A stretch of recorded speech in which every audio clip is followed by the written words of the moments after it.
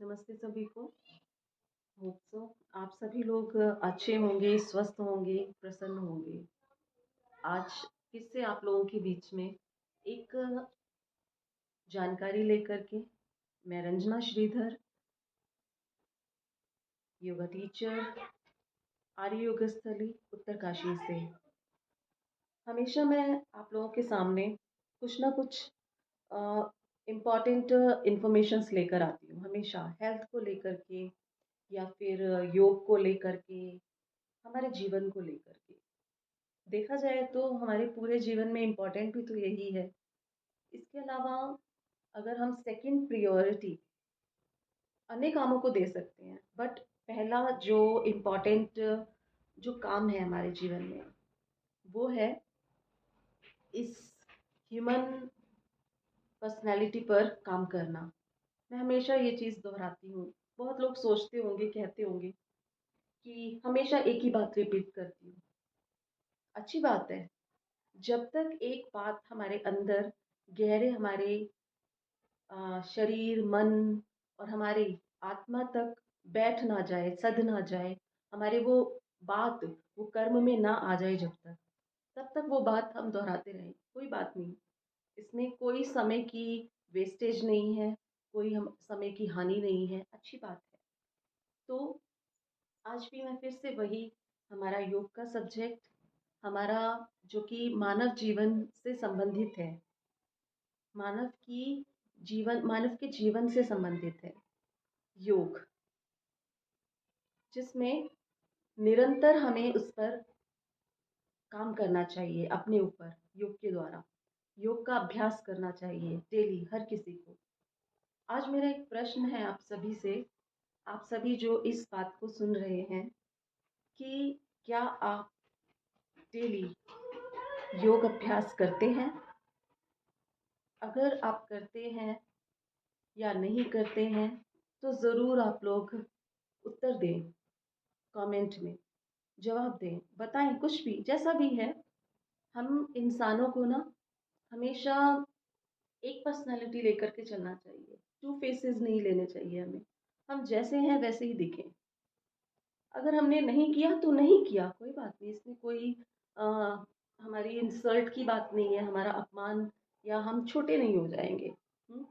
तो आप लोग इसका जवाब ज़रूर दें। क्या आज के समय में आप सभी डेली योग का अभ्यास करते हैं? क्या 12 घंटों में से 1 घंटा आप अपने लिए, खुद पर्सनल के लिए 1 घंटा निकालते हैं? 1 घंटा या 1.5 घंटा, 12 घंटे, दिन में 12 घंटे होते हैं, और उसमें से सिर्फ 1 घंटा आपको अपने लिए देना है, पर्सनल। आप अगर सोचेंगे, विचार करेंगे कि पूरे दिन भर में से क्या अपने आप को आपने टाइम दिया, अपने लिए सोचा, अपने लिए कुछ किया? नहीं। तो 12 घंटे में से 1 घंटा आप अपने आप को दें, बहुत ज़रूरी है ह्यूमन लाइफ में ये करना। शरीर पर काम करें, अपने शरीर को पहले फिट रखें। देखें ये शरीर कितना स्वस्थ है, कितना फिट है। अपने आप से एनालाइज करें, स्वाध्याय करें डेली।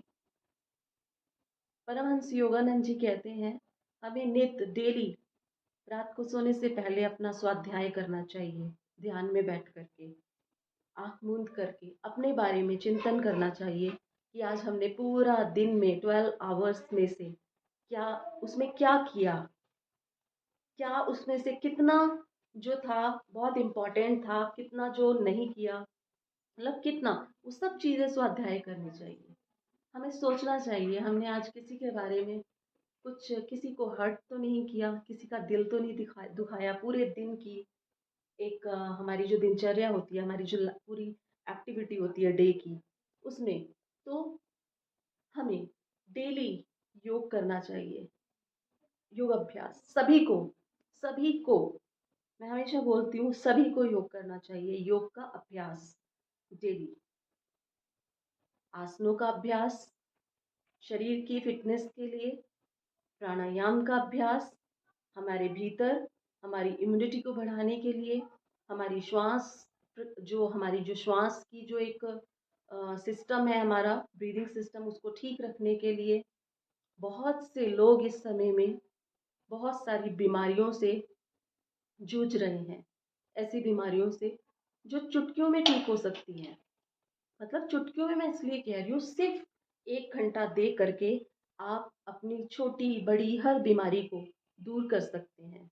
उस पे भी सबसे प्लस पॉइंट, आप डॉक्टर से दवाइयों से दूर हो सकते हैं। सिर्फ 12 घंटे में से, दिन के 12 घंटे में से 1 घंटा अगर आप अपने आप को देते हैं, आप डॉक्टर से, अंग्रेजी दवाइयों से या किसी अन्य तरह के परहेज से बच सकते हैं। बहुत लोग कहते हैं, बहुत लोग बताते हैं, हम मीठा नहीं खा सकते, हम ज़्यादा तला हुआ नहीं खा सकते, तीखा नहीं खा सकते।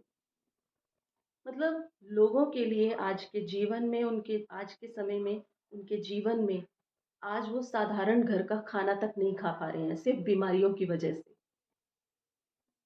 बहुत दुख होता है मुझे ये देख करके, सुन करके, लोगों के एक्सपीरियंस सुनती हूँ। यहाँ उत्तरकाशी में बहुत तरह के लोगों को देखती, सुनती हूँ, समझती हूँ, और देख करके हैरानी होती है। बहुत बहुत कई लोग ऐसे भी मिलते हैं जो बहुत योग की बातें करते हैं, लेकिन योग उनके जीवन में कहीं दिखता नहीं है। पर्सनैलिटी में, ना व्यवहार में, ना कहीं भी नहीं दिखता। तो योग को रोज करना एक ऐसी अनिवार्य एक ये चीज है, एक्टिविटी है। जैसे कि रोज हम खाना खाते हैं, शरीर की जरूरत है, सांस लेते हैं जीवन के लिए, ऐसे ही योग करना बहुत जरूरी है। आने वाले समय में हो सकता है कि मैं जब और भी कुछ चीजें शिक्षण में शुरू करूंगी, योग के शिक्षण के साथ अन्य भी कुछ चीजें शिक्षण में मैं लेकर के आऊंगी, तो सबसे पहले मेरा काम जो होगा वो बच्चों से शुरू करूंगी मैं। क्योंकि आज हम जिस जीवन शैली को जी रहे हैं, वो जीवन शैली बिल्कुल ठीक नहीं है, बिल्कुल ठीक नहीं है। तो मैं बोल रही थी, बता रही थी कि डेली हर किसी को आसनों का अभ्यास करना चाहिए। योगासनों का अभ्यास श्वास के साथ में, श्वास की प्रक्रिया के साथ में आसनों का अभ्यास। ज़रूरी नहीं है कि कठिन आसन ही आप करें, मतलब बहुत सारे ऐसे एडवांस आसन भी हैं। देखो योग में जो आसन होते हैं, अलग अलग लेवल्स पर अलग अलग लोगों के स्तरों को देख करके उनको अभ्यास करवाया जाता है, सिखाया जाता है। तो आसन करें, सरल आसन जो सबके लिए सुटेबल होते हैं, सूक्ष्म क्रियाएं, ठीक है। 1 घंटा, सवा घंटा, उसमें से 45 मिनट, 50 मिनट आप आसनों का अभ्यास करें। 10 मिनट किसी एक प्राणायाम को ले लें, डेली, हर वीक वो करें। और कुछ देर ध्यान की स्थिति में आंखें मूंद करके ईश्वर के ध्यान में बैठें, उनका चिंतन करें। जैसे मैं एक चीज़ योग की क्लास में जब योग का सेशन लेती हूँ, डेली सुबह शाम, या जब भी कोई अन्य सेशन लेती हूँ, ऑनलाइन में भी ऑफलाइन में भी, मैं एक चीज़ हमेशा सबको प्रार्थना के वक्त बोलती हूँ कि आप अपने इष्ट का ध्यान करें। जिनमें भी, जिन ईश्वर में भी हम ज़्यादा श्रद्धा रखते हैं, ज़्यादा विश्वास, ज़्यादा प्रेम रखते हैं, उनका ध्यान ज़रूर किया करें। बहुत ज़रूरी होता है ये। और नहीं तो आप भगवान शिव का ध्यान किया करें, जिन्होंने योग को हम सब लोगों को दिया। योग की शिक्षा दीक्षा हम सबको भगवान शिव ने, शिव से मिली। जो ये योग आया, उत्पत्ति ही भगवान आदिदेव महादेव भगवान शिव से हुई। तो उनका ध्यान करें और उनका अनुसरण करें। मैं बहुत लोगों को बोलती हूँ, समझाती भी हूँ, बताती हूँ कि देखें, हमें वही करना चाहिए जो हमारे भगवान करते हैं। और भगवान शिव क्या करते हैं, हम कहीं भी किसी भी मंदिर में जाएं, भगवान का जो स्वरूप है वो एक ही अवस्था में हमें मिलता है, ध्यान की अवस्था में। मतलब इस तरह से वो आंख मूंद करके ध्यान की स्थिति में रहते हैं ये एक बहुत बड़ा संदेश है, मैसेज है कि मैं जो कर रहा हूँ वही तुम सबको करना है। हमें कुछ और क्रियाएं चीजें नहीं करनी। जो हमारा जो इस जीवन का जो पार लगेगा, जो हमारा कल्याण होगा, हमारा आत्मिक कल्याण जो होगा, वो ध्यान से होगा, ध्यान की प्रक्रिया से होगा, उसको अभ्यास करने से होगा। और उस ध्यान की प्रक्रिया तक आने के लिए बहुत ज़रूरी होता है आसनों से अपने शरीर को स्वस्थ किया जाए, ताकि शरीर ध्यान की स्थिति में बैठने के लिए तैयार हो जाए। प्राणायाम से अपने प्राणों को, इस श्वास को साधा जाए, ताकि ये जो मन है ये इधर उधर ना भटके। और फिर जब ये स्थिति बन जाती है तब मेडिटेशन, बहुत लोग एक्साइटेड होते हैं, हमें मेडिटेशन करनी है मैम। मुझसे बहुत से लोग कहते हैं कि हमें मेडिटेशन सिखाएं मैम, हमें मेडिटेशन करनी है। लेकिन उन लोगों को मैं एक चीज़ समझाती हूँ और बताती हूँ हमेशा कि मेडिटेशन करना, आंख बंद करके 10 मिनट, 15 मिनट, 30 मिनट, 60 मिनट बैठना एक युद्ध के बराबर होता है, युद्ध लड़ने के जैसा होता है। तो उस स्थिति तक आने के लिए बहुत ज़रूरी होता है अपने शरीर को स्थिर करें, मन को स्थिर करें, और हम फिर उसके बाद अपने आत्म स्वरूप की तरफ जाएं। ये ध्यान करने के लिए, योग को साधने के लिए प्रक्रियाएं हैं, स्टेप बाय स्टेप। जैसे एक क्लास में बच्चा नर्सरी पढ़ने के लिए जब जाता है तो एक एक क्लास दर क्लास वो आगे बढ़ता है नर्सरी से। उसके बाद कक्षाओं का स्तर बढ़ता जाता है, फर्स्ट, सेकंड, थर्ड। स्कूल में फिर वो 12th पास करता है, फिर वह स्नातक की यानी ग्रेजुएशन के लिए जाता है, बड़े स्कूल में, बड़े विद्यालय में, कॉलेज में, विश्वविद्यालय में। देन उसके आगे की भी स्टडी करता है, मास्टर्स करता है। तो हर किसी को योग करना ज़रूरी है।